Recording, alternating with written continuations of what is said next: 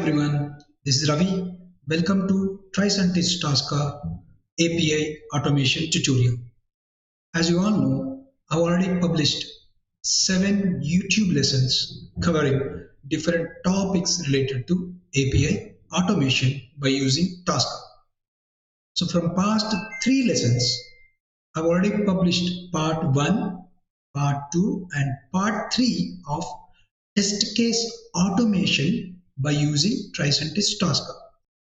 I would recommend you guys to visit my previous 3 video sessions before you watch this session. This is our lesson 8, which is part 4 of our API automation. In this lesson, you will learn how can we build and complete API test case automation by using Tricentis Tosca. Please do subscribe to the channel, click on bell icon, you'll receive notifications whenever I publish more videos. Thank you. What is our lesson objectives? Our lesson objectives is to populate the test cases with appropriate values in order to run a successful complete automated test cases from end to end. So in our previous 3 sessions, as I told you in part 1, part 2, part 3, I've already showed you how can we export the API scan results to the Tricentis Tosca commander so that it creates the modules and test cases automatically. And also I've showed you how can we populate the business parameters in the modules that we have exported to the Tricentis Tosca commander. Now, and also have showed you how can you create the test cases, right, by exporting the API scan results in my previous session. So in this session, we are going to populate the test cases with appropriate values in order to run a successful complete automated test cases from end to end. And also, we are going to update the modules and test cases in the API scan if the code on the server or API structure has changed. So what is the use case? We are going to automate one particular use case where we need to add a new coffee shop to the system under test database, and then we need to verify if the newly added coffee shop is successfully added into the database or not. And then we are going to delete the coffee shop just created from system under test database. So all these test steps are part of the use case, and we are going to automate all these test steps together to complete test case automation of this use case. So modules to test step updates. So generally, when modules are updated in Tosca commander, the test step will automatically be updated. So how I'm going to show you shortly. And then if you are unsure which module the test case is linked to, then you can right click on test step and select jump to module. Let's go back to our Tricentis Tosca. So this is my Tricentis Tosca. This is my Tricentis Tosca, right? So let me do one. First of all, let me show you what do you mean by this last statement. If you are unsure which module the test case is linked to, you can right click on test step and jump to module. Simply, so we created earlier, these are all the modules and test cases that we created earlier sessions, right? So let's say if you're not unsure this test step is related to which module. So simply you can right click and then jump to module. It will take you to the corresponding module here. See, it is taking you to the corresponding module technical view. Simple. Okay. So let's say I want to see, okay, this particular test case is related to which module. Right click and then simply click on jump to module.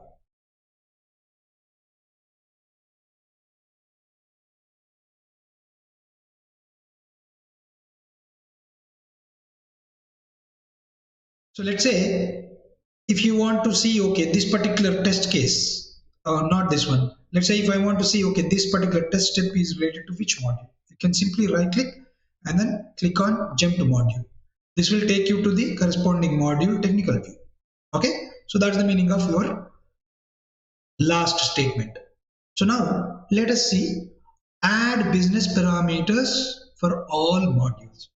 To complete automating our entire use case that we discussed, right? This entire use case.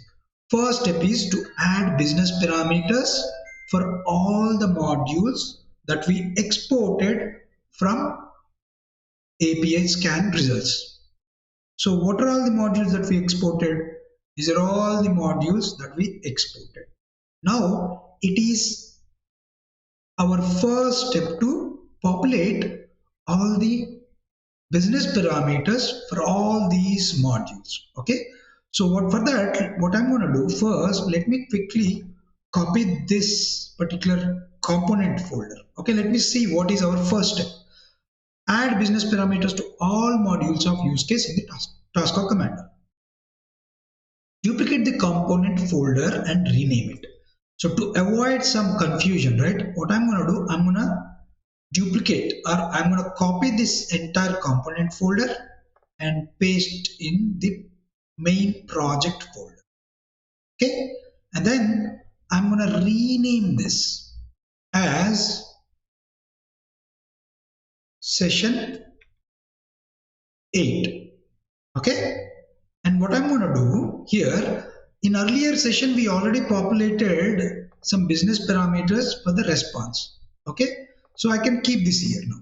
Okay, but in this session we have to populate business parameters for all the modules. Okay, so let's see what is the next step. We already duplicated the component folder and renamed it. Okay, this is our new component folder. And then populate business parameters to first module 01 create coffee request or coffee shop request. How? First we need to add key business parameter from params tab.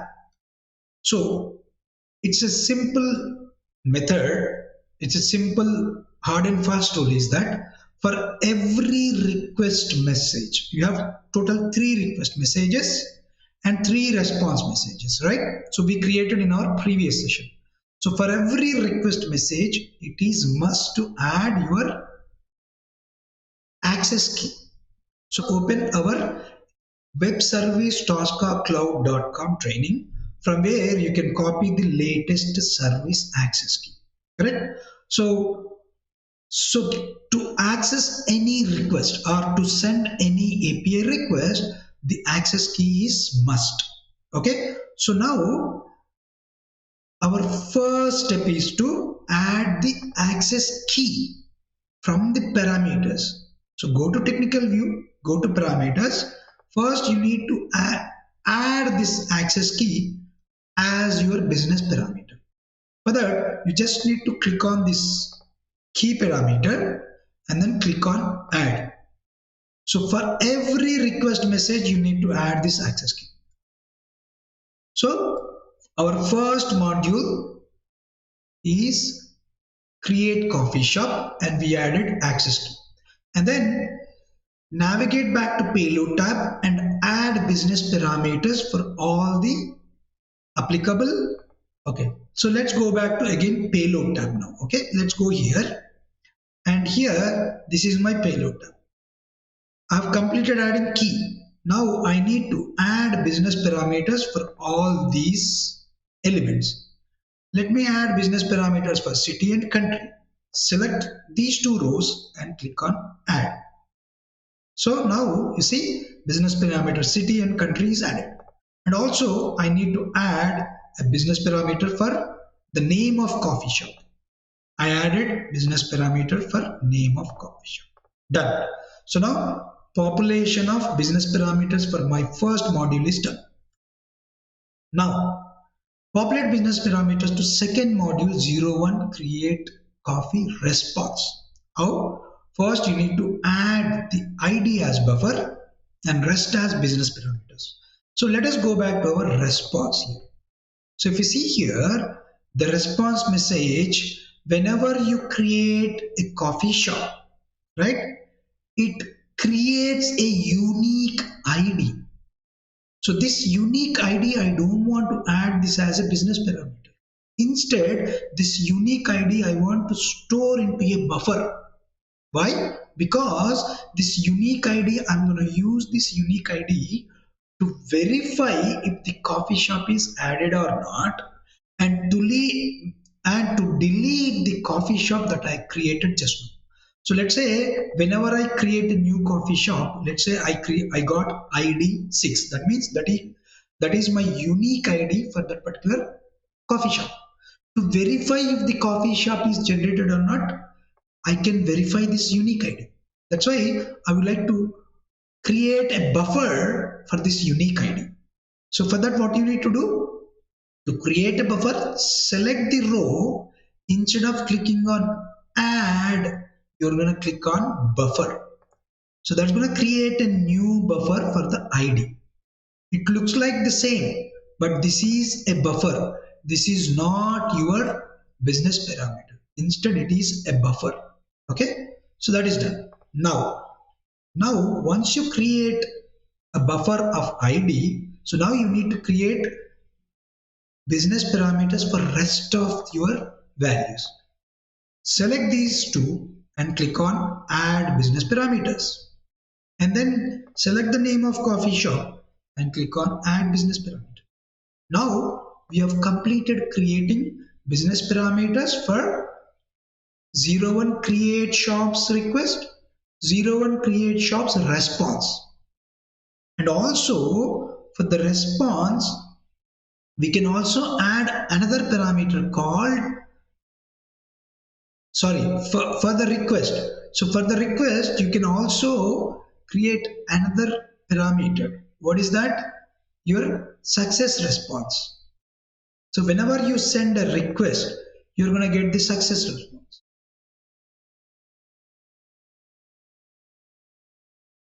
Okay, so that is done. Now what is our next step? Follow same steps for all modules, and don't forget to add key business parameter for all request modules. So now let us create for rest of the modules. What is our next module? Verify shops get response. So basically I need to verify the shop. Don't forget to add a key. This is my request message, right? To verify the shop, this is my request message, and this will not have any payload because it's just get method. So for this, again, add a key method here. Go to key, add a business parameter as a key, and then response. For the response, we already added business parameters in our earlier session, right? How we added? We simply selected all these parameters and then click on add. That created these business parameters. That is done. And now for delete coffee shop request, because this is a request message, it's must to add key parameter. For deleting the coffee shop, add a business parameter for the access key, and also to delete your coffee shop you need to pass the unique ID. For every coffee shop that you created in the database, that generates a unique ID, right? In the first request, it created a unique ID, right? So I need to add that unique ID as a parameter, business parameter. Select that unique ID, click on add. Done. Now come back to response. So now here for the response, as soon as I delete, I'll get a response status code with 204 no content. So I'm going to add this 204 node content as business parameter. Done. So now we have completed creating business parameters. Let me show you, expand all this. So once you complete creating business parameters for all your modules, this is how your module should look like. Okay, take a screenshot of this and you try from your side. So once that is done, now So this is what it should look like. Okay. So we completed creating business parameters for all modules. What is our next step? Our next step is now building test cases and adding the values to the business parameters. First, drag all the test steps into a new test case as all test steps belongs to one test case. So let's go back to our Tricentis Tosca. Let us minimize these modules. Now let us concentrate on these test cases. So these test cases we already created in our earlier session, right? Because these test steps are part of one single test case. What I'm going to do, I'm going to drag and drop all these test cases into one single test case. Drag this test case and drop it here. Drag this test step and drop it into the same test case. And drag, delete test steps also into the same test case. Done. Now let's delete these. Delete this one.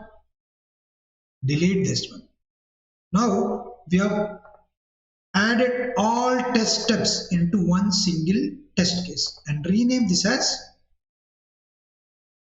API test automation. Okay, as part of this one single test case, you have these many test steps. What are these test steps? Creating coffee shop, got this, I received a response, verify shop get response, and verify shop request, verify shop response, delete shop request, delete shop response. Done. Now, for the test case, create a test configuration parameter for the service access key. This avoids modifying every test case if you need to change the access key with the new key. So now, instead of adding access key hard-coded value in each and every test case, so let me tell you, okay, so as soon as you add business parameters to your modules, now you can see all those business parameters are reflecting your test cases. That is the magic of your Tosca. So you can see whatever the business parameters that we added in the modules that are now showing in your test cases. So now let's go back to configurations. Add a business test configuration here. I'm going to add a test configuration called key. Okay, I'm going to add a test configuration called key. And I'm going to copy the service access key from here and paste it here. Done. This is one time you change it. Now you need not to provide access key every time here. If you provide access key every time here, if this access key changes, in every test case you have to change the access key. So instead of that, we just created a common test configuration parameter for the access key. Done. Now what is our next step? Our next step is right click on the test case and choose expand all. So here we already expanded everything here. Okay, now select all test steps by clicking on them using a control key. What I'm going to do, I'm selecting first test step, create shops request. Select a control key. Now select your second test step, create shops response. And then third test step, verify shops request. Fourth test step, verify shops response. Delete shops request. Delete shops response. I'm using control key on my keyboard. Okay, I selected all of them. Once that is done, now click on autofill values. So here, this is autofill values. Simply click on autofill values. What it will do? You can see that the data you have entered into the API scan is now automatically used as a test step values. As soon as I click on autofill, all the test step values are now populated with your default values. See, every See, every test step is populated with the values automatically.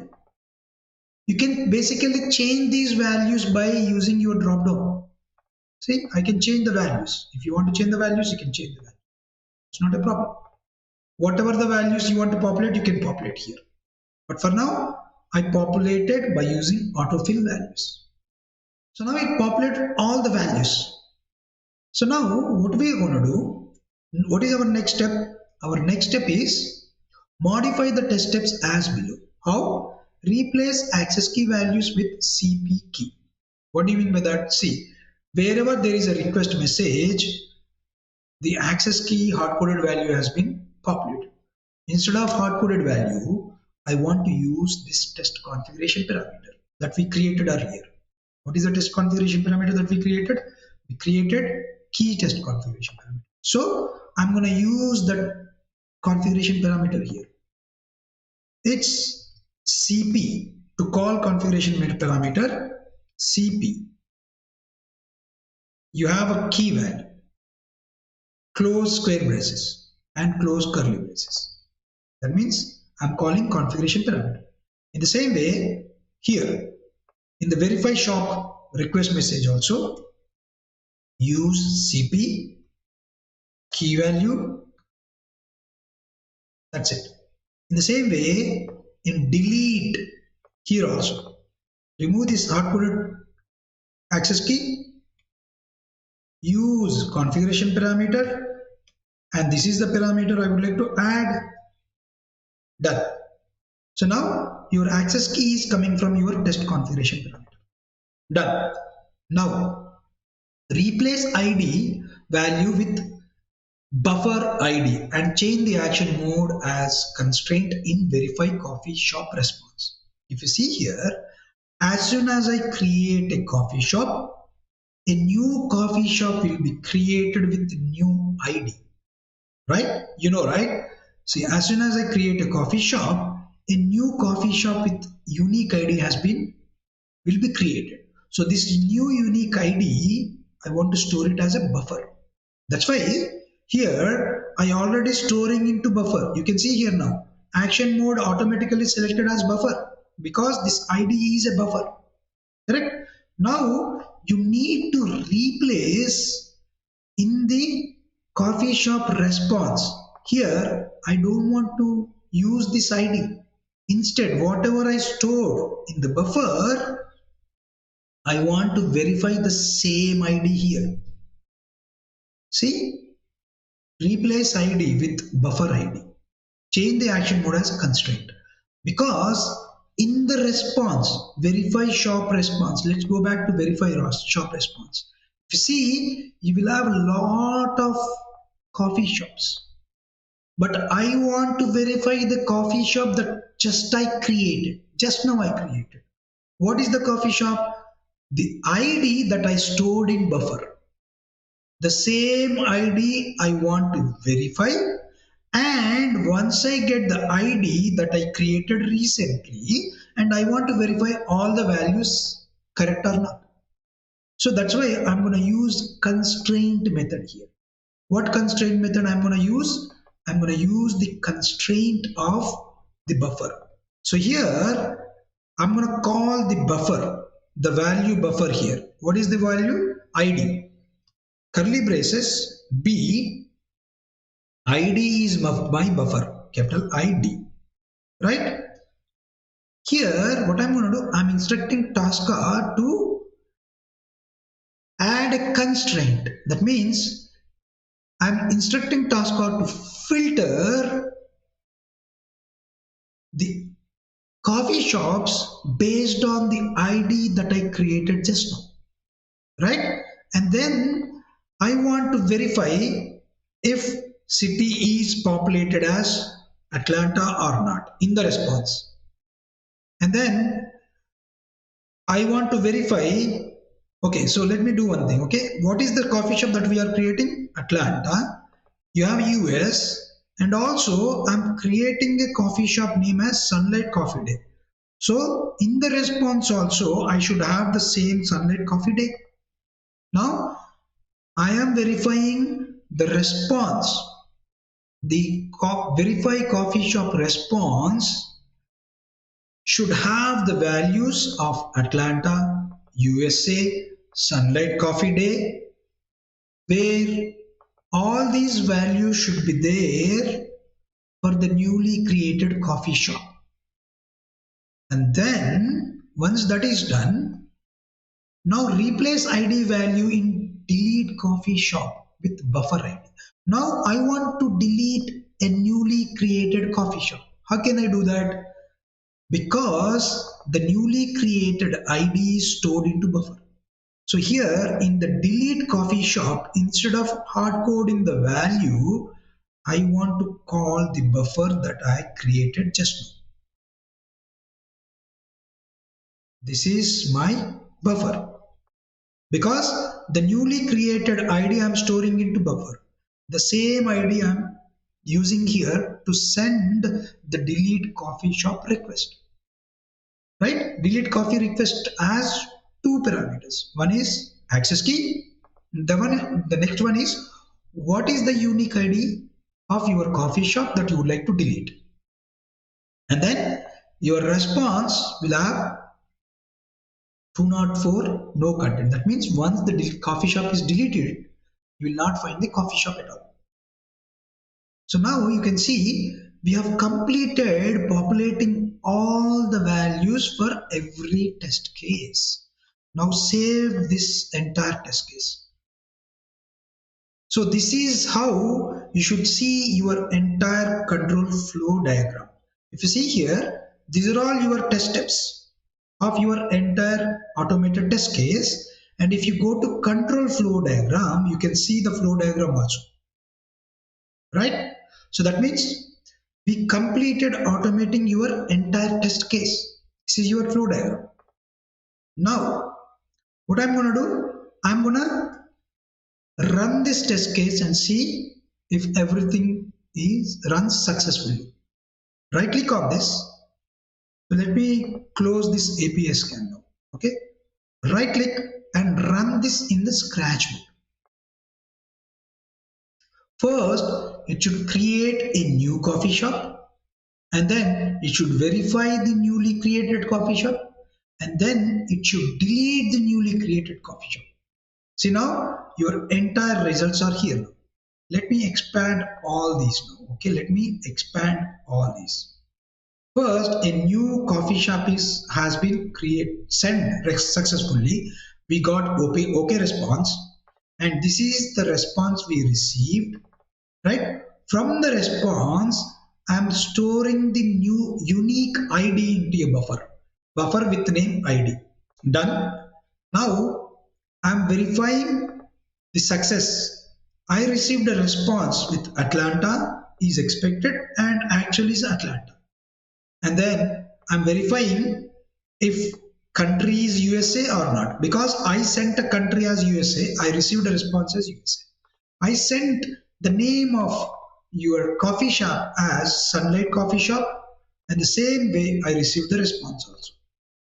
And then I'm verifying the coffee shop that is added.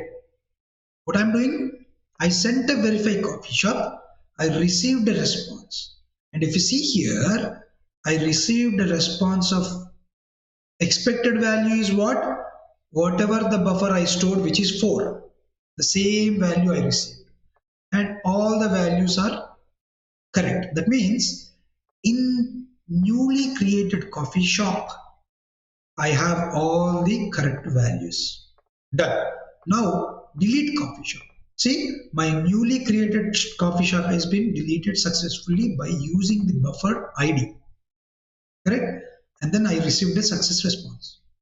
That means our use case of creating a coffee shop, verifying the newly created coffee shop, deleting a newly created coffee shop is successful.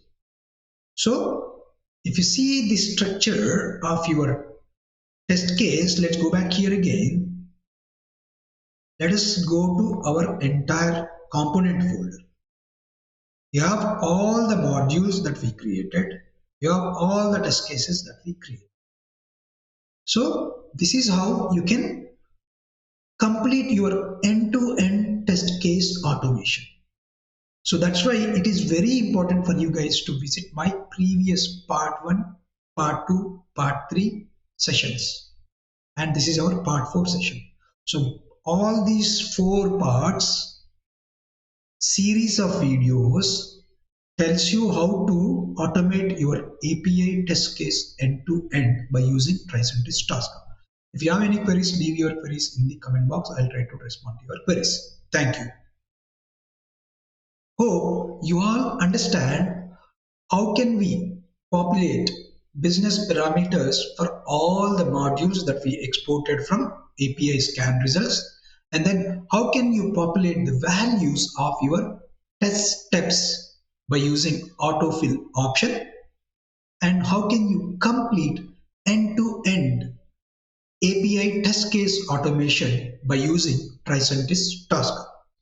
I'm going to publish more advanced concepts in the upcoming sessions. Please do subscribe to the channel, click on bell icon. You'll receive notifications whenever I publish more videos. Thank you.